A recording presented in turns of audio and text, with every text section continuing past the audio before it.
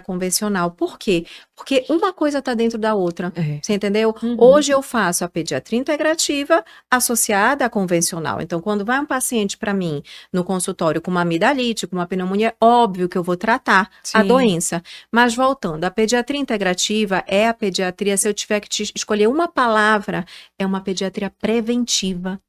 Que você faz um verdadeiro trabalho de investigador para saber a causa ou as causas do problema. Tá? Vou te dar um exemplo bem prático. Inclusive, posso dar exemplos através de casos clínicos meus? Que eu sou, por favor, divida com a gente que eu digo que Deus é tão bom comigo que hoje o meu último paciente antes de vir para cá, a mãe chegou, era de fora, e aí a mãe sentou, até me assustei, ela sentou no meu sofá, porque minha sala, eu fiz uma sala, um sofá, né, porque eu atendo crianças com autismo, então eu preciso de um espaço bem legal. E aí ela chegou pra mim, aí eu falei, que tal, tá tudo bem com vocês desde janeiro, né? Aí ela começou a chorar. Aí ela falou, calma, doutora, eu tô chorando de emoção. Aí eu falei, o que foi que aconteceu? Porque, doutora, quando eu lhe procurei aqui em dezembro, lembra? Meu filho já estava no 4º antibiótico.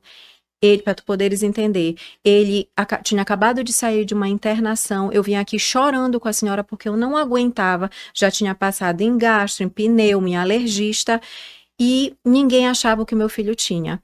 Então, para tu entenderes, por trás das tantas viroses que ele tinha, eu achei processos alérgicos e uma alergia alimentar também, e que a gente fez a limpeza, a mudança de estilo de vida, de hábitos alimentares. Eu surpreendi várias deficiências nutricionais, uma criança que chegou comigo com 9 anos para 10 anos, com várias deficiências, e aí eu fiz a suplementação na criança. Ele voltou agora com a mãe feliz aí eu sempre pergunto assim, você foi na emergência quantas vezes? Nenhuma, doutora. Quantas vezes você entrou no antibiótico? Nenhuma, doutora. Ela começou a chorar. Ou seja, desde dezembro aí eu falei, pra cá. Meu Deus, Então, é para tu poderes entender que a criança saía de processo de vários adoecimentos com antibióticos, corticóides, inalações, idas a emergências. Eu já fui médica de emergência, tá? E a gente conseguiu entender as raízes do problema e começamos a combatê-las. Você falou, inclusive, de suplementação, eu fiquei aqui já, né, pensando. Existem suplementos comuns que são prescritos ou tem que fazer tipo uma bateria de exames, verificar? Como é feita essa suplementação, doutora? Quando a criança chega comigo nessa situação que eu te falei, com vários adoecimentos, eu preciso fazer uma investigação do terreno biológico dessa criança, concorda? Se eu não tivesse pedido a minha bateria de exames, eu não ia achar as deficiências nutricionais que eu corrigi e a criança melhorou a sua imunidade. Então, geralmente, vai comigo a primeira vez, eu fico assim... outra questão que eu vejo, crianças de 4, 5 anos que nunca fizeram exames laboratoriais investigatórios. Nossa, nunca.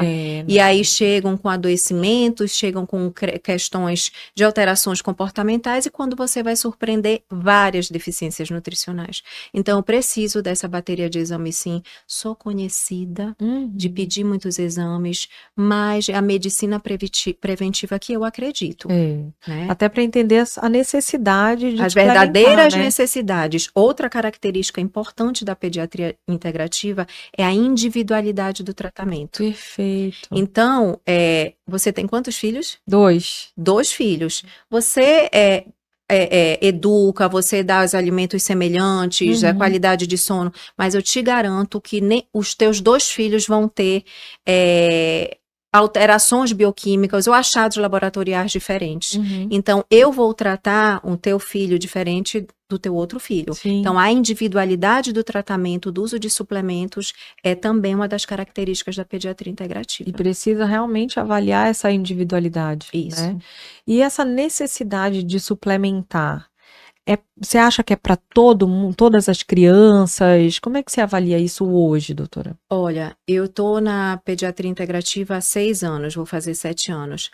Até os exames laboratoriais dos meus filhos, que têm uma excelente hábitos de vida, por mais que sejam jovens adultos, que têm os fast food da vida aí, né, que tem os eletrônicos, querendo dormir tarde e tudo, não deve ser legal ser filho de pediatra, porque eu sou, né, então eu preciso suplementá-los. Eu surpreendi agora, meu filho está no vestibular, uma demanda energética cerebral incrível de foco e concentração. Então, eu tive que suplementar meu filho, que ele estava com uma baixa deficiência de ferro, vitamina B12 e vitamina D. O trio essencial para a produção de neurotransmissores para foco e concentração. Estão anotando, gente? Anotem. Acho que eu tô precisando de tudo isso aí. Entendeste? Então, a suplementação que eu faço para o meu filho mais velho, que está na faculdade de medicina, é diferente do meu mais novo agora. Até porque eu estou associando suplementos para o mais novo para redução de ansiedade e depressão. Desculpa, de ansiedade. Porque ele está no estado de ansiedade, né? Por conta do vestibular para medicina. Que é pouca pressão, né, gente? Já era, sempre foi, né? Hoje em dia ainda tá maior ainda, né? Exatamente. Imagina. Mas vai dar tudo certo, meu amor. Tudo certo. Se Deus quiser. Ano que vem vocês vão me ver.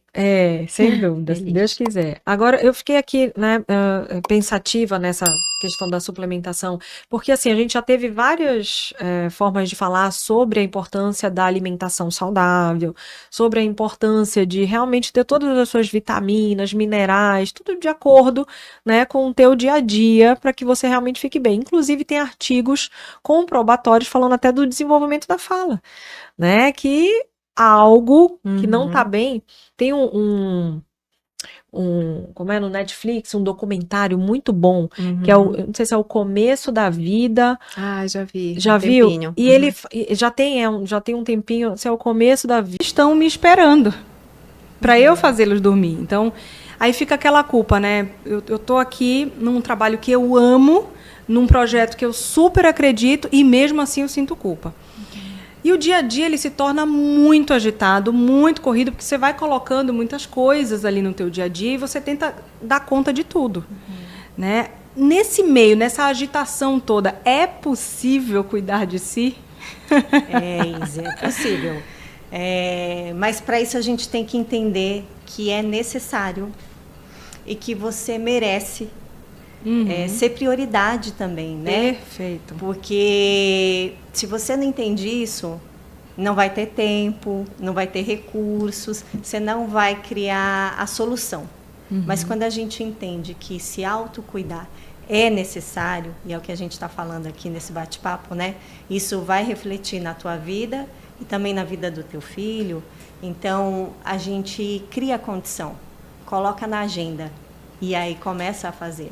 Perfeito, coloca na agenda, né? Porque você tem que estar ali na agenda também. Esses dias, eu até postei e muita gente veio interagir, né, nos stories, porque eu falei assim, eu mostrei, eu com meus filhos, passei uma manhã inteira no shopping, por exemplo, passeando com eles. Aí eu postei falando assim, uma das coisas que eu mais amo nessa vida, ficar com os meus filhos. E aí depois eu estava na academia, eu falei, a outra coisa que eu mais amo dessa vida é ficar sem os meus filhos. Que é justamente esse equilíbrio, né? É o que você falou, faz toda a diferença. E nós somos seres complexos, a gente está falando aqui de necessidade e vai além da necessidade. A gente tem necessidade até aspiracional. O que te motiva? Né? Qual que é a tua contribuição no mundo, o que você tem vontade de fazer, o que você gosta e como é que você equilibra, porque muitas vezes a gente confunde, mas então eu estou dizendo que eu não estou satisfeito com a maternidade. Não, são coisas separadas, né? A gente tem vários papéis na vida, várias atribuições e tudo bem. Agora, a gente não pode também cair... É muito comum de ouvir dizeres como, é a mãe polvo. Querer dar conta de tudo. Nós somos as super mulheres. Né? E de super a gente não tem nada, porque isso tira a nossa humanidade. Isso faz aumentar a culpa, porque aí você tem uma visão, né? uma cobrança sobre si mesma de que você tem que dar conta de tudo, entregar tudo 100% e não tem como. Tem dia que você vai passar mais tempo com seus filhos, um tempo de qualidade. Tem dia que você vai estar aqui na gravação, vai chegar mais tarde, vai perder, colocar eles para dormir. Mas é você equilibrando, né, os seus projetos de vida, as suas aspirações, o que te faz feliz. E você estando feliz, isso é bom para você e é bom para quem você ama. Perfeito, Tati.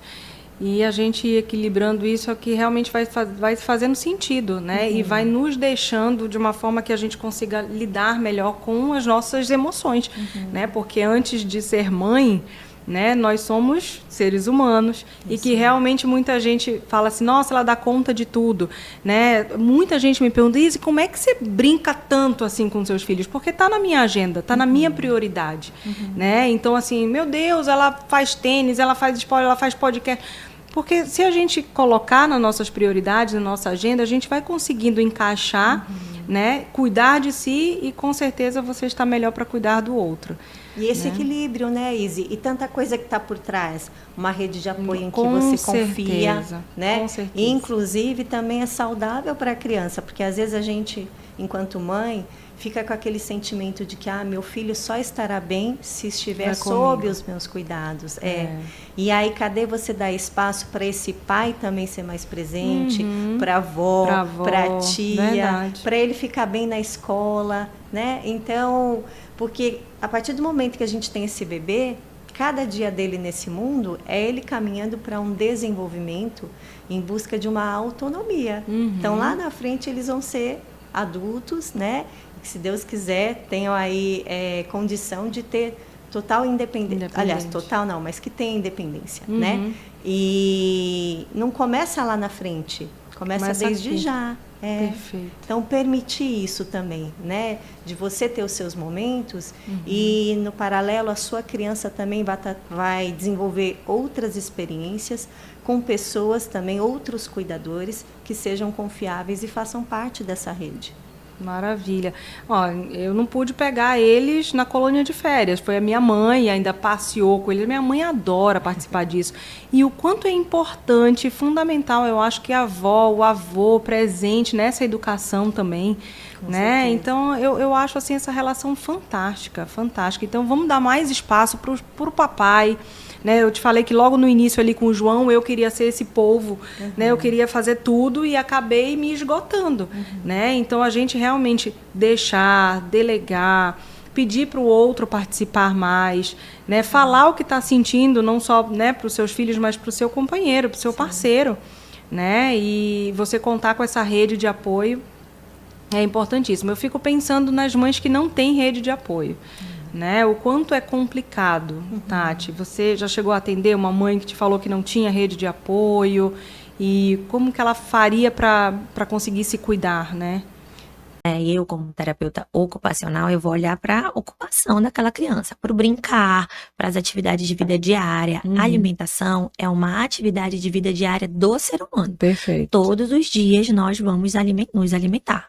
Nós vamos sentar, nós vamos comer, nós vamos utilizar talheres. Existe todo um passo a passo, de acordo com os marcos do desenvolvimento. Perfeito. Então, a gente vai avaliar, e essa criança está dentro desse processo, ela está vivenciando esse processo, né? E existem muitas nuances dentro desse processo de alimentação. Existe o talher que eu vou usar. Como eu como? Me dão na minha boca? Eu uso o talher? Eu como sentado? Eu como na sala? Eu como na mesa? Eu como com o tablet na minha frente, né? Com a TV, com o celular? Como é que eu consigo me alimentar? Porque não é só comer o alimento. É toda a cadeia que essa alimentação desenvolve para mim. Né? É a atenção, é o sabor, é os hormônios que são liberados durante uma alimentação de prazer, né? O meu envolvimento com aquele alimento. Quem é que come comigo? A minha mãe senta para comer comigo? Ou ela só come quando eu vou lanchar? Quando ela me leva para lanchar lá na McDonald's? Será que eu vou querer toda vez lanchar lá porque a minha mãe me leva? Porque é algo divertido e em casa eu como sozinho, não corre-corre porque eu tenho 1 milhão de terapias ou então de atividades para fazer durante o meu dia a dia. Como é que tá essa minha rotina? A gente precisa olhar para isso. Verdade. Né? Entender por que a nossa criança não quer se alimentar. Claro que realmente, de fato, o carro-chefe. Tudo isso é avaliado. Você falou uma coisa interessante, até o que essa criança estava assistindo antes, com o que ela estava brincando antes de ir para a mesa comer, né? Exatamente. Eu converso muito com os pais sobre essa rotina. Então, eu quero que meu filho fique muito agitado na hora de comer. E o que ele estava fazendo antes? Ele estava vendo televisão, estava brincando, chutando uma bola, aí eu falo, fulano, vem sentar. Ele vai completamente agitado. Ele vai super agitado, a mente agitada, né? E aí, se é uma criança que já tem um TDAH, que tem um autismo, que já tem ali uma dificuldade para se autorregular, né? Então eu vou precisar olhar para a rotina dessa criança. Perfeito. Antes da alimentação dela, vamos fazer o quê? É possível a gente deixar a tela para tal horário, né? Que vai dar um espaço ali de no mínimo meia hora para essa criança se autorregular até ela sentar à mesa, tá? Que atividades eu vou desenvolver com ela antes? Eu vou dar atenção para essa criança antes dela se alimentar, porque na hora de comer ela vai querer a minha atenção. Ela fica falando o tempo todo, é o momento que ela tem para conversar, para partilhar. Eu tô disposto a ouvir o meu filho nesse momento? Como é que é isso para mim? Então a gente tem que fazer a avaliação da rotina dele, quem tá acompanhando, como é que esse alimento chega à mesa. Porque às vezes a gente quer que a criança coma o pepino cortado. Ela já viu o pepino na íntegra? Ela já fez compras com pepino? Ela já brincou com o pepino? Ela sabe de onde vem o pepino? Não. E como é que, se hoje chegar uma coisa do nada, cair no seu prato, assim, falar que nem olha, bonito é. Isa, exatamente. Falar, olha, Isa, come isso aqui, olha, toma, mas o que é? Não sei, é um negócio aí que me disseram o que é. Como aí? Você vai querer saber de onde vem, como foi feito, né? Se, qual é mais ou menos o gosto, mas se essa textura e tal, você como adulta causa uma estranheza na hora de experimentar esse alimento. Você fica meio desconfiada. E escolhe se você quer ou se você não quer comer. Quando você vai num país novo, você escolhe quais experiências você vai ter. Nem todas eu sou bem difícil de provar coisas novas. Eu também. Eu vim de um processo de seletividade alimentar. Eu fui uma criança seletiva. Né? Eu comia praticamente só carboidrato por muito tempo. Comia de fruta só banana, só tomava um suco que era laranja. Né? E às vezes, quando os pais vêm com essa ansiedade, eu falei, eu tô aqui, ó. Me formei, sou mãe de 2, tá tudo bem. Vamos olhar pra isso, né? Então, assim, a gente tem que ver a questão prática, de fato, tá? E aí a gente vai acompanhando, né? Ah, minha mãe gostaria. E depois, assim, com a maturidade, com as experiências que a gente tem na vida, a gente fica mais predisposta a experimentar alguma coisa nova, porque a gente já entende da importância daquilo para nossa saúde. Então vamos e como a nossa rotina influencia, né? Muito. Por exemplo, eu como salada quando tem salada, até, mas nunca é a minha preferência. Então, assim, na minha casa dificilmente vai ter. Como é que eu vou exigir que meu filho coma salada, brócolis e alface e pepino, se nem sempre isso tem, se não é a minha prioridade também, se ele não me vê comendo? Tudo é um modelo também, né? Modelo. E às vezes é até da fase natural. Eu digo que o processo de desenvolvimento sensorial, ele é evolutivo também. A gente tem ali a fase sensório-motora da criança, que a criança conhece o mundo através da experiência sensorial. Ela vai ali pelo tato, pela boca, pelo barulhinho do brinquedo, né, pela luz do brinquedo. Jogar esse brinquedo, ouvir o barulho que ele vai fazer no chão. Exatamente. E a alimentação é o mesmo. Ela vai meio que intuitiva. Ela vai pegando, porque a gente tem aquilo. Ah, mas ele comia brócolis quando ele era bebê. Ah, mas ele comia de aquilo. Tudo. Só que o que estava acontecendo? O processo sensorial dele estava ali para experimentar. Não era tão consciente. Agora eu já experimentei, eu já criei aquela memória, aquela gavetinha lá no meu cérebro, e eu já consigo discriminar mais ou menos como é essa textura. E eu já provei que tem outra coisa melhor do que aquela, que eu gosto mais, que me traz mais prazer. E aí eu começo a virar a chave da seletividade normal a partir dos 2 anos de idade. Era essa a minha próxima pergunta. Tipo, com que idade a criança começa a apresentar a seletividade? Isso. A partir dos 2, então? A partir dos 2 anos. Claro que alguns começam ali um pouquinho com 1 ano e meio, porque eu já tenho mais consciência das minhas sensações. O que já é mais prazeroso para mim, o que é mais aversivo para mim. Determinadas texturas, cheiros, cores daquele alimento realmente não me causam tanta felicidade, né? Tanto prazer durante a alimentação. Eu vou ficar mais seletiva. Aí isso também anda em conjunto com a comunicação. Agora eu já sei me comunicar. Eu já sei dizer não quero. Eu já sei empurrar. Eu já sei apontar, eu quero aquilo. E aí, o que acontece? Naturalmente, os pais vão aumentar de frequência dentro daquilo que as crianças querem comer. Ele adora feijão. Bota feijão para ele todo dia comer. Né? E aí eu começo a me acostumar com aquele paladar, com aquela textura, e experimentar coisas novas fica mais difícil para mim naquele momento do meu desenvolvimento. Nossa, é verdade. Como a gente faz isso mesmo? E às vezes até inconsciente, né? De tipo, ele gostou disso. Eu tô lembrando até dos avós, né? Do mais velho. Trouxe, sei lá, uma fruta nova e ele adorou. Pronto. Na semana que vem umas 10 frutas daquela ali, porque ele gostou, então vamos lá. E a gente acaba realmente exagerando um pouquinho na dose da oferta, né? Doutora Tainá, a primeira pergunta que eu acho que é para todo mundo entender também sobre o papel do neonatologista, né? Quem é o neo nessa fase inicial da gestação, do parto, e como é que ele faz esse acompanhamento junto com a grávida? Então, é importante explicar, né, que a neonatologia ela é uma especialidade, uma subespecialidade dentro da pediatria, né? Então, o médico ele faz a residência médica em pediatria e depois ele tem a opção de fazer uma subespecialidade, que no caso é a neonatologia, que é o profissional que cuida de bebês ali do nascimento até os 28 dias de vida, que é quando ele é considerado prematuro.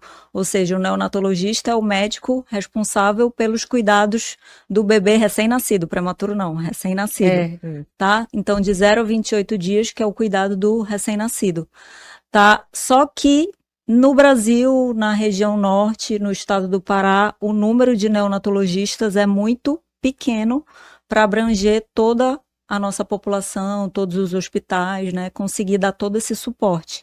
Então, muitas das vezes é o pediatra que está ali, o pediatra geral, que está ali atuando, né, nessa parte inicial, né, no começo aí da vida, nesses primeiros dias, no período de neonatal, de recém-nascido. Tá? E que a Sociedade Brasileira de Pediatria, ela preconiza que sempre um pediatra ou neonatologista esteja presente desde o nascimento, tá? Justamente por essa precariedade que a gente tem no número de profissionais, para abranger aí toda a população. Eu imagino. Então, assim, a gente sabe que na maioria na maioria, né, na maioria das vezes, quando o bebê nasce, quem está de plantão é um pediatra, né? Isso. Pode não ter a subespecialidade, então, né? Isso. Mas faz sala de parto junto com o neonatologista, ou, né, divide isso também. Isso. O pediatra, ele está apto a exercer essa função, né? Desde que ele tenha a certificação de reanimação neonatal, né? Que ele esteja capacitado para exercer ali aquela função.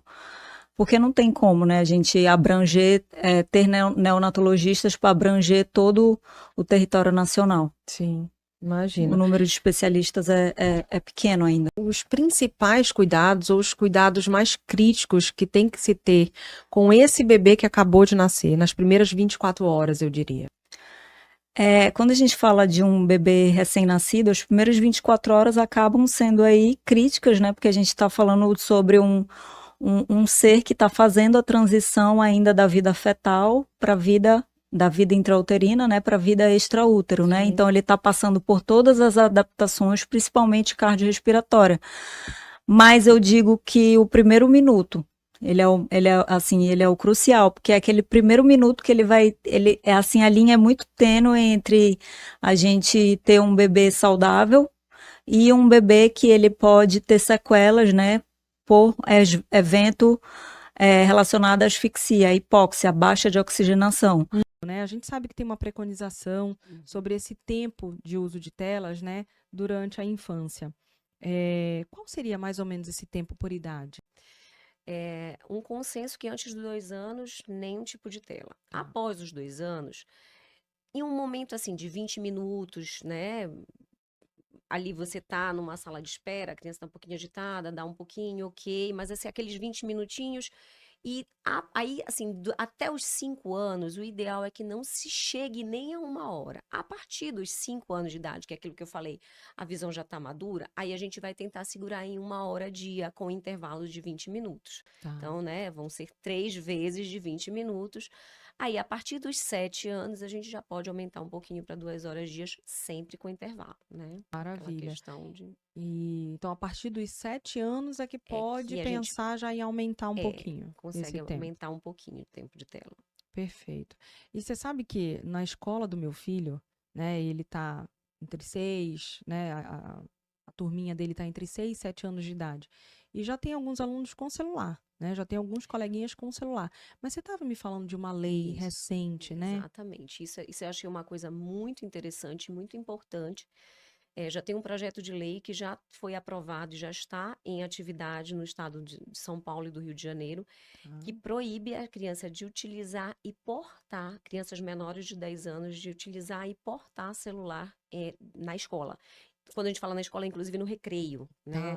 Então, assim, eles não podem utilizar crianças menores de 10 anos. E o que já foi feito em estudo em cima dessas crianças que começaram a utilizar, se privar desse tipo de situação. Então, o que aconteceu? As crianças demoraram, lógico, 1, 2 semanas ali para aceitar, para adaptar. Foi um pouquinho difícil no começo, como todo desmame, né? Foi difícil, mas depois dessas 2 semanas, o que se percebeu? Que a criança voltou a brincar. Então, elas começaram a brincar entre si, o que a gente fazia quando nós éramos crianças, né? A gente corria, brincava de pira, brincava de elástico. Muito mais, né? Então, assim, começou a ter mais contato com as outras crianças e o melhor de tudo, elas chegaram em casa e já não faziam mais tanta questão de utilizar o celular. Que eu acho que é o grande benefício, porque ali no colégio a gente sabe que a criança tem uma restrição por estar em aula, mas isso está levando adiante para o resto da vida da criança. Ou seja, porque a criança quer brincar. Na verdade, o celular substitui a brincadeira. E se você tirar, ela vai voltar a brincar. Sim. Que é essencial na infância, né? Para tudo, né? A questão... Eu estava falando também que até o nosso comportamento muda, imagina de uma criança, né? E a gente tem um pouco mais de consciência desse tempo. Eu vou parar um pouco aqui, e aí eu vou brincar com meus filhos, ou vou parar um pouco aqui, porque até eu tô cansada, né? Visualmente, a gente se sente realmente cansada, aquela fadiga. Né? Muito tempo naquilo. Exatamente. Mas você sabe que eu sinto assim uma impaciência e o meu sono também é completamente alterado quando eu exagero muito no dia. Até porque eu estava falando para a doutora Karina que eu trabalho também no celular, né? Quem não, né? Hoje em dia a gente trabalha respondendo WhatsApp, respondendo e-mails, né? A gente entra em sites, a gente entra o tempo inteiro resolvendo alguma coisa no celular. Mas eu também faço produção de conteúdo, né? Então também tem um Instagram que eu tento movimentar e isso não é fácil, né? Então a gente está aqui o tempo inteiro, né, atrás aqui de um celular, e eu vejo que eu fico completamente irritada, ansiosa, né? Impaciente. Imagina o que isso traz para uma criança que fica o tempo inteiro realmente nas telas, né? Exatamente. E assim, o que a gente tem que lembrar é que a criança, ela aprende com a gente. Com certeza. Então, a gente também não pode exigir o que a gente não pode, né, que a gente não mostra. Então, também é essencial que a família dê uma atençãozinha sem celular.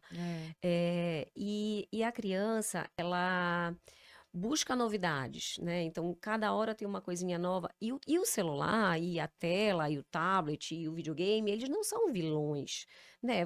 A criança faz parte da vida dela atual, né? Ela tem que usar. A questão é a parcimônia, né? Então, eu falo sempre para as crianças, quando eu vou conversar sobre isso, que eu converso muito com eles, do malefício que tem que largar um pouquinho, que tem coisas que a gente pode modificar na nossa saúde ocular. E tem coisas que não. Então, a tela faz mal, né? A gente vai desenvolvendo isso ainda, mas assim, a tela faz mal em muitas situações. Mas tem outras coisas que a gente não pode mudar. O uso da tela a gente pode diminuir, né? Não é suspender, não é ficar de castigo, mas é dar uma diminuída, né? Exatamente. 20 minutinhos vai beber um copo de água, olha para longe, olha para fora, depois pega mais 20 minutos. Perfeito. Né? E é para todo mundo da casa, né? Faz parte realmente a gente pensar nessa mudança na rotina para todo mundo. Familiar, né? A mãe dá o exemplo, o pai dá o exemplo, familiar. Né? Então, olha, agora eu já larguei, vou brincar um pouquinho com você. E é uma culpa também que a gente dorme, né? Tanto nossa, eu acho que eu dei muita tela pro meu filho hoje, e eu usei muita tela hoje também, porque diversos momentos eu vi, mãe, olha aqui, mãe, é rápido, mãe. Quando fala assim, é rápido, mãe, é tipo assim, dá uma atençãozinha aqui pra mim, é rápido, eu só quero te mostrar uma coisinha. Então, você imagina, quando eu também chamo, João, é rápido, filha, porque ele tá ali também, prestando atenção naquilo, pra ele vai ser comum, porque eu faço, né, também. Então, é muito importante, né, a gente entender tudo isso, o que muda no comportamento da criança? Só dela querer brincar mais, Isso, né? para ver Socializar mais. o quanto isso influencia, né? Perfeito. Porque ela vai buscar, a criança, ela vai substituir, né? Ela vai buscar fazer outra coisa e Claro. ela vai normalmente brincar, porque é o que a gente faz na infância, né? Exatamente. Então, e é uma brincadeira que vai fazer bem pro intelecto, porque o celular está te dando tudo mastigado, você não precisa nem pensar. E quando a gente brincava, a gente pensava mais onde ele está escondido, por onde eu vou, né? Então, E você vê que tudo atualmente é uma sociedade, principalmente pensando nas crianças, que não sabe lidar com o ócio, né? Não sabe lidar com o próprio tédio. Mas você vê que até a gente, por exemplo, se eu chego primeiro em algum restaurante e estou esperando uma amiga minha, o que eu vou fazer? vai pegar o celular. Vou pegar o celular, porque eu não quero estar ali sem fazer nada, eu não quero estar ali parecendo que eu tô, né, tô sozinha, tô aqui, o que eu vou fazer, né? Enquanto ela chega, eu tô aqui mexendo no celular. Não vai ter ninguém que não vá fazer isso. É verdade. Imagina uma criança quando chega, não tem brinquedoteca, ele vai te olhar e vai falar assim, eu vou fazer o que aqui?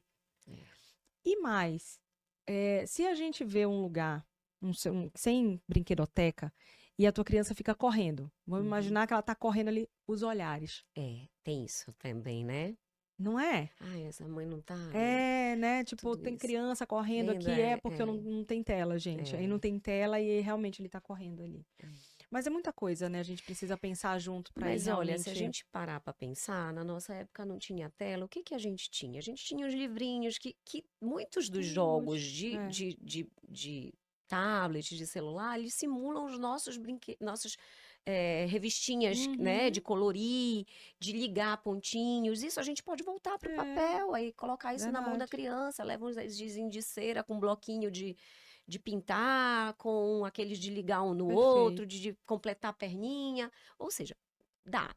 Lógico tem que muitos tem que... brinquedos também que são portáteis, também. Dá pra levar, não é tão grande, não é um trambolho, né? Dá pra você também levar. A gente também que precisa, a gente também que se acomoda, né? A gente realmente vai pelo lado mais fácil, né? Qual é a diferença uma da outra? A cabine, a gente está dentro de um controle acústico, propriamente dito, um audiômetro que temos ali. A gente tem um fone de ouvido com toda a parte acústica sendo trabalhada. Fora da cabine, a gente tem um fone de ouvido também tendo um lado esquerdo e lado direito para ser trabalhado conforme o comando que está sendo solicitado. E a gente tem o internet, né, que é online, que a gente pode também fazer, que todos eles também têm controle, só que um controle mais manual, diferente do controle do audiômetro que já está pronto, né? Sim. E aquele outro a gente pode fazer mais coisa. Eu, particularmente, hoje gosto mais do informal, mas isso varia de cada caso, não quer dizer que um outro não complementa um. Tem casos que eu faço meio a meio, tem casos que é mais informal, tem casos que é mais formal. E a internet, né, que tem hoje várias habilidades para a gente trabalhar, exige que a gente consiga, não é que exige, a gente consegue hoje fazer com que a gente saiba que a criança também está fazendo esse treino de cabine, que é em casa, mas numa acústica diferente. Então, a gente controla e tem um controle também nesse sentido aí. Então, hoje a gente tem uma variação grande em termos da terapia e ela sai um pouco só do foco cabine. A gente pode ampliar um pouquinho mais isso e para a criança também é mais, acho que mais interessante. Sim. Porque de alguma forma a cabine chega uma hora que ela fica cansativa. Verdade. Então a gente consegue botar um pouquinho para fora aí essa parte mais espontânea das crianças. A cabine, gente, é onde faz a audiometria, né? Então aquela caixa acústica e que realmente, eu imagino assim, dura quanto tempo mais ou menos a terapia? De 45 minutos a 1 hora? 45 a 1 hora, vai de variação de criança. Se a criança for muita dificuldade, dá 30 minutos. Ela também é eficiente e tem respostas positivas. Então, a gente também tem que saber como é a criança que a gente está trabalhando. E tem criança que demora 45 a 50 porque a atividade dela é mais longa em termos de resposta. Perfeito. Então, a gente descobriu um pouquinho ali em termos de ritmo de terapia. Entendi. Agora, de fato... Talvez ficar 45 minutos a 1 hora dentro da cabine realmente é muito mais cansativo, né? Eu particularmente acho, né? Mas aí tem que a gente ver realmente um caso. Por isso que eu sou mais fã do informal, desculpa, porque eu acho que ele é mais livre e a gente consegue também colocar essa parte toda de acústica com a criança para responder. Além do que a gente também dá quando a gente trabalhar com essas crianças, o processamento visual, que a gente chama. Então, a gente também trabalha em conjunto, não somente auditiva, mas a gente trabalha os dois. Na cabine, a gente acaba ficando mais preso no auditivo. E temos pouco auxílio do visual. Perfeito. E doutora Neruna, quais são os principais objetivos da terapia de cabine para os pacientes com TPAC? Principalmente trabalhar as habilidades auditivas que estão alteradas. Então, Perfeito. após fazer o exame de processamento auditivo, a gente identifica as habilidades alteradas. E aí temos variações grandes de habilidades que precisam trabalhar. Então, o que acontece? Na terapia, essas crianças que têm alteração, eu sempre costumo contar para os pais, ou explicar um pouco mais fácil para os pais, que é como se fosse várias casinhas, essas habilidades no cérebro, e que elas não foram trabalhadas, por vários motivos. E aí, por não for estímulo, não teve estímulo, criança que não correu, criança que brincou, que não brincou, e que vai chegando na fase da pré-escola, e na fase de 8, 10 anos, que é o nosso fluxo maior de criança dentro da sala, no consultório, que faz com que elas venham procurar a gente. E aí eu sempre falo, nós vamos trabalhar essas habilidades que essas crianças precisam, especificamente para melhorar a sua compreensão auditiva. Então, dentro da compreensão, a gente precisa ter atenção, concentração e memória. Se a gente não tem essas três áreas, a compreensão dela realmente fica mais difícil. Então, você tem dificuldade de compreender aquilo que você ouviu. Então, a maioria desses pacientes também são ouvinte normal. Então, o limiar auditivo deles são normais. O que eles têm de dificuldade são as habilidades que não foram trabalhadas, ou seja, não foram estimuladas. E aí não tem muito o porquê disso que acontecer, mas não foram. E que faz com que eles tenham dificuldade de ler um texto, não entender. Eles assistirem uma aula, não entender. Assistir um filme e por aí vai. E precisamos focar nas habilidades, principalmente, e a gente focar, e os jogos que são feitos, as atividades que são feitas, são trabalhadas as habilidades especificamente. As habilidades mais comuns que a gente tem dentro dessas crianças são figura de linguagem, figura fundo, decodificação, discriminação auditiva. Então, assim, criança que troca o P por B na escrita, muitas das vezes é discriminando o som, que não consegue fazer. Então, a gente treina essas crianças nessas áreas. Essas habilidades, elas estão interligadas uma com a outra, elas não são soltas, elas são ligadas. Então, quando a gente pega uma habilidade para trabalhar, às vezes a gente pega 2, 3 ao mesmo tempo, e aí a criança tem mais dificuldade em uma, melhor na outra. Isso é bom, porque eles percebem que consegue fazer, que não é tão ruim quanto parece. E aí, assim, a gente vai conseguindo fazer com que eles realmente respondam e perceba que eles conseguem fazer, que eu acho que é o mais barato da terapia é essa.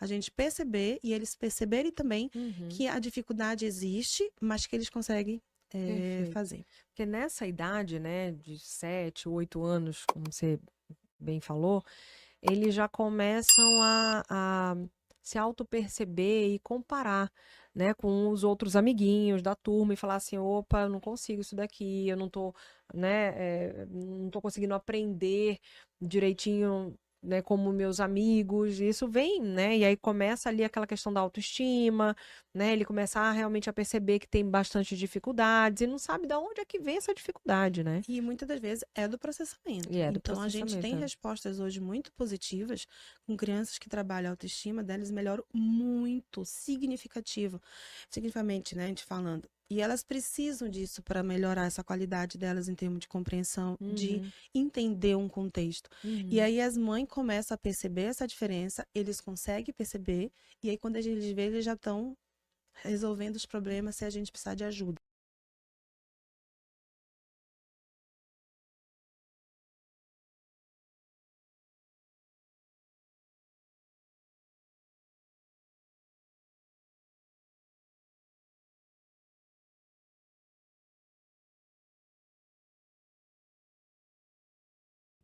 Tá? Então, a doutora Carla Bona, ela é nutricionista, formada pela UFPA, possui especialização em nutrição materno-infantil, na prática clínica e ortomolecular pela FAPES de São Paulo, possui também pós-graduação em pediatria integrativa por São Paulo e é nutricionista do quadro efetivo da Unidade de Referência Materno-Infantil do Pará, a CESPA.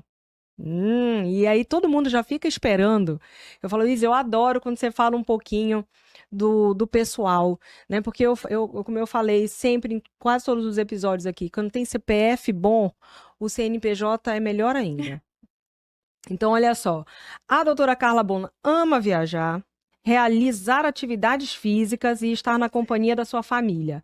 É a filha do senhor Pedro e da dona Laura e é mamãe do Clovinho e esposa do Clóvis. Essa parte você que completou. Claro, com certeza. Essa parte você É meu detetive. Meu detetive, ele vai atrás de mais algumas coisinhas. coisa. Porque eu falo que a gente sempre tem que mostrar o teu lado pessoal. Se você é essa mãezona, você é essa pessoa que também não esconde no teu perfil o teu lado pessoal, porque eu acredito que essa representatividade, né, que uma outra mãe, quando vai no teu perfil, ela te conhece um pouco melhor, ela se identifica e aí eu acho que existe uma conexão maior ainda. Isso, você sabe, Izzy, que eu me apaixonei pela nutrição materno-infantil desde que eu entrei na faculdade. Quando eu comecei a estudar aquilo, eu falei, é aqui que eu tenho que parar e aprender muito sobre essa área. E aí eu fiquei estudando, fiquei como uma monitora da disciplina. Quando eu me formei, fiquei dando aula da disciplina durante 5 anos. E aí conheci meu marido na faculdade. Olha. Casei, meu filho nasceu. E quando ele nasceu, eu comecei a ir nas consultas. E aí, quando ele começou a comer, surgiram várias dúvidas com relação à alimentação. Muitas. E eu busquei assim, quem é que orienta isso? Não tinha na época. Imagina, 16 anos atrás. Sim. Então, meu filho começou a apresentar alergia alimentar. E aí, o que me fez estudar cada vez mais, buscar sobre o assunto, e eu falei para o meu marido e para o meu pai, eu falei assim, eu quero atender, porque a partir de agora, eu preciso orientar essas famílias, eu preciso que a mãe que esteja na situação que eu estou agora, com essa dificuldade do filho de alimentar, ela tenha alguém para orientar, um profissional que faça isso. E na época não tinha. Na época, nutricionista era mais para emagrecimento. Não tinha nutricionista para criança. E quando eu comecei a atender, todo mundo, nossa, mas vai no nutricionista, vai levar a criança no nutricionista? E na época, 22 anos atrás, Izzy, comecei a atender 22 anos atrás. Eu já atendo filho de paciente. Excelente. Não estou preparada para isso. Ai, meu Deus, corta. Não estou preparada para isso, mas eu já atendo filho de paciente. E aí, o que acontece? Comecei, só que a gente tem que estudar cada vez mais, porque muda. Certeza. Vai mudando, né? muita Vai mudando. coisa. E aí, quando eu comecei a estudar sobre alimentação infantil, eu percebi que eu precisava estudar sobre gestação. E depois que eu precisava estudar sobre pré-concepção, porque tudo começa aqui. Não é? Mas a fase de introdução alimentar é uma fase muito esperada pelas famílias, muito. É verdade. Porque elas apresentam várias dúvidas e também é cheio de vídeo de criança comendo o tempo inteiro, né? E quando a mãe começa a introdução alimentar, se ela não coloca lá a hashtag Mundo BLW e não dá o pedaço do alimento pro bebê pegar, ela se sente como se não estivesse fazendo o que é certo, mesmo estando com um montão de medo. É verdade. Não é? Não, e vem tanta gente nessa hora da pitaco, né? Nossa. Tanta gente não faz isso, dá aquilo, dá aquilo outro. Não, ele não tá comendo direito, dá isso aqui. Isso. Então, calma, a gente digo precisa. que não existe uma disputa de quem come primeiro um pedaço, não é? Então. É preciso dar no primeiro dia da introdução alimentar um pedaço do alimento para o meu bebê pegar? Gente, olha só, o bebê passou 6 meses tomando só alimentos líquidos, leite materno ou fórmula infantil. Então, ele não nasce sabendo mastigar. Mastigação é um processo aprendido. Então, eu preciso falar para aquelas famílias. Aprendido e estimulado. Isso, eu preciso orientar aquela família que o bebê ele não sabe mastigar. Então, no primeiro dia de introdução alimentar, eu, como nutricionista, eu fico muito preocupada, porque eu quero que o quê? Que o alimento seja para o meu paciente uma fonte de nutrição que forneça os nutrientes adequados para o crescimento e desenvolvimento. Eu quero também que o alimento seja algo que favoreça a formação de um bom paladar. Eu quero que o alimento seja algo para ele também que participe do processo de crescimento e desenvolvimento. Mas eu não posso, no primeiro dia de introdução alimentar, querer que uma criança que passou 6 meses tomando líquido, leite materno ou fórmula infantil, que ela pegue um pedaço de carne, leve à boca, mastigue e engula. É todo um processo. Com certeza. Claro que eu preciso que essa criança seja treinada, né? Eu preciso incentivar, eu preciso orientar, mas cada criança, ela apresenta um tempo certo. Eu digo que o processo de introdução alimentar é igual a gente aprender a dirigir. Sabe quando a gente tá aprendendo a dirigir?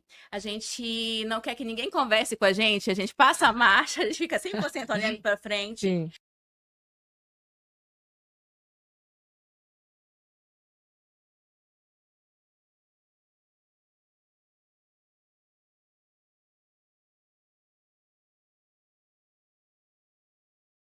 Né? A gente sabe que tem uma preconização sobre esse tempo de uso de telas, né, durante a infância. Qual seria mais ou menos esse tempo por idade? Um consenso que antes dos 2 anos, nenhum tipo de tela. Após os 2 anos, em um momento assim de 20 minutos, né? Ali você tá numa sala de espera, a criança tá um pouquinho agitada, dá um pouquinho, ok, mas assim, aqueles 20 minutinhos. E aí, assim, até os 5 anos, o ideal é que não se chegue nem a 1 hora. A partir dos 5 anos de idade, que é aquilo que eu falei, a visão já tá madura, aí a gente vai tentar segurar em 1 hora dia, com intervalos de 20 minutos. Tá. Então, né, vão ser 3 vezes de 20 minutos. Aí, a partir dos 7 anos, a gente já pode aumentar um pouquinho para 2 horas dias, sempre com intervalo, né? Aquela Maravilha. questão de Então, a partir dos 7 anos é que pode que a gente pensar já em aumentar um pouquinho consegue esse tempo. aumentar um pouquinho o tempo de tela. Perfeito. E você sabe que na escola do meu filho, né, ele tá entre 6, né, a turminha dele tá entre 6 e 7 anos de idade. E já tem alguns alunos com celular, né? Já tem alguns coleguinhas com celular. Mas você estava me falando de uma lei Isso, recente, né? exatamente. Isso eu achei uma coisa muito interessante, muito importante. Já tem um projeto de lei que já foi aprovado e já está em atividade no estado de São Paulo e do Rio de Janeiro, que proíbe a criança de utilizar e portar, crianças menores de 10 anos, de utilizar e portar celular na escola. Quando a gente fala na escola, inclusive no recreio, né? Tá. Então, assim, eles não podem utilizar crianças menores de 10 anos. E o que já foi feito em estudo em cima dessas crianças que começaram a utilizar, se privar desse tipo de situação. Então, o que aconteceu? As crianças demoraram, lógico, 1, 2 semanas ali para aceitar, para adaptar. Foi um pouquinho difícil no começo, como todo desmame, né? Foi difícil, mas depois dessas 2 semanas, o que se percebeu?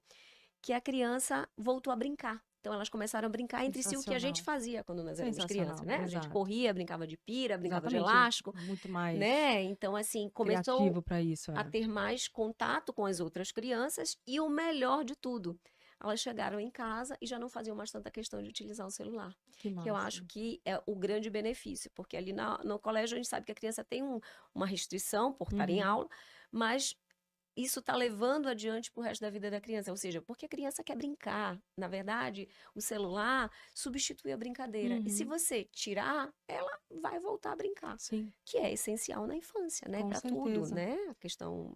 Eu estava falando também que até o nosso comportamento muda, imagina de uma criança, né? E a gente tem um pouco mais de consciência desse tempo. Eu vou parar um pouco aqui, e aí eu vou brincar com meus filhos, ou vou parar um pouco aqui, porque até eu tô cansada, né? Visualmente, a gente se sente realmente cansada, aquela fadiga. Né? Muito tempo naquilo. Exatamente. Mas você sabe que eu sinto assim uma impaciência e o meu sono também é completamente alterado quando eu exagero muito no dia. Até porque eu estava falando para a doutora Karina que eu trabalho também no celular, né? Quem não, né? Hoje em dia a gente trabalha respondendo WhatsApp, respondendo e-mails, né? A gente entra em sites, a gente entra o tempo inteiro resolvendo alguma coisa no celular. Mas eu também faço produção de conteúdo, né? Então também tem um Instagram que eu tento movimentar e isso não é fácil, né? Então a gente está aqui o tempo inteiro, né, atrás aqui de um celular, e eu vejo que eu fico completamente irritada, ansiosa, né? Impaciente. Imagina o que isso traz para uma criança que fica o tempo inteiro realmente nas telas, né? Exatamente. E assim, o que a gente tem que lembrar é que a criança, ela aprende com a gente. Com certeza. Então, a gente também não pode exigir o que a gente não pode, né, que a gente não mostra. Então, também é essencial que a família dê uma atençãozinha sem celular. E a criança, ela busca novidades, né? Então, cada hora tem uma coisinha nova. E o celular, e a tela, e o tablet, e o videogame, eles não são vilões, né? a criança faz parte da vida dela atual, né? Ela tem que usar. A questão é a parcimônia, né? Então, eu falo sempre para as crianças, quando eu vou conversar sobre isso, que eu converso muito com eles, do malefício que tem que largar um pouquinho, que tem coisas que a gente pode modificar na nossa saúde ocular. E tem coisas que não. Então, a tela faz mal, né? A gente vai desenvolvendo isso ainda, mas assim, a tela faz mal em muitas situações.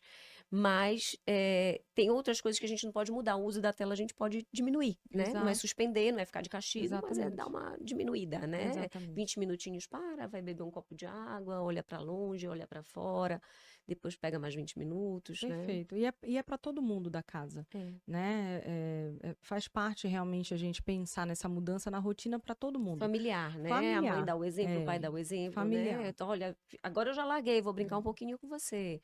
E é uma culpa também que a gente dorme, né? Tanto de, nossa, eu acho que eu dei muita tela pro meu filho hoje, e eu usei muita tela hoje também, porque diversos momentos eu vi, mãe, olha aqui, mãe, é rápido, mãe. Quando fala assim, é rápido, mãe, é tipo assim, dá uma atençãozinha aqui pra mim, é rápido, eu só quero te mostrar uma coisinha. Então, você imagina, quando eu também chamo, João, é rápido, filha, porque ele tá ali também, prestando atenção naquilo, pra ele vai ser comum, porque eu faço, né, também. Então, é muito importante, né, a gente entender tudo isso, o que muda no comportamento da criança. Só dela querer brincar mais, né? Ver socializar mais. O quanto isso influencia, Perfeito. Né? Porque ela vai buscar... A criança ela vai substituir, né? Ela vai buscar fazer outra coisa. Claro. E ela vai normalmente brincar, porque é o que a gente faz na infância. Exatamente. Né? Então, e é uma brincadeira que vai fazer bem pro intelecto, porque o celular está te dando tudo mastigado, você não precisa nem pensar. E quando a gente brincava, a gente pensava mais onde ele está escondido, por onde eu vou, né? Então, e você vê que atualmente é uma sociedade, principalmente pensando nas crianças, que não sabe lidar com o ócio, né? Não sabe lidar com o próprio tédio. Mas você vê que até a gente, por exemplo, se eu chego primeiro em algum restaurante e estou esperando uma amiga minha, o que eu vou fazer? Vou pegar o celular, porque eu não quero estar ali sem fazer nada, eu não quero estar ali parecendo que eu tô, né, tô sozinha, tô aqui, o que eu vou fazer, né? Enquanto ela chega, eu tô aqui mexendo no celular. Não vai ter ninguém que não vá fazer isso. Imagina uma criança quando chega, não tem brinquedoteca, ele vai te olhar e vai falar assim, eu vou fazer o que aqui? E mais, se a gente vê um lugar sem brinquedoteca e a tua criança fica correndo, vamos imaginar que ela tá correndo ali, os olhares. Tem isso também, né? Não é? Ai, essa mãe não tá... né? Tipo, tem criança correndo aqui, porque não tem tela, gente. Aí não tem tela e realmente ele tá correndo ali.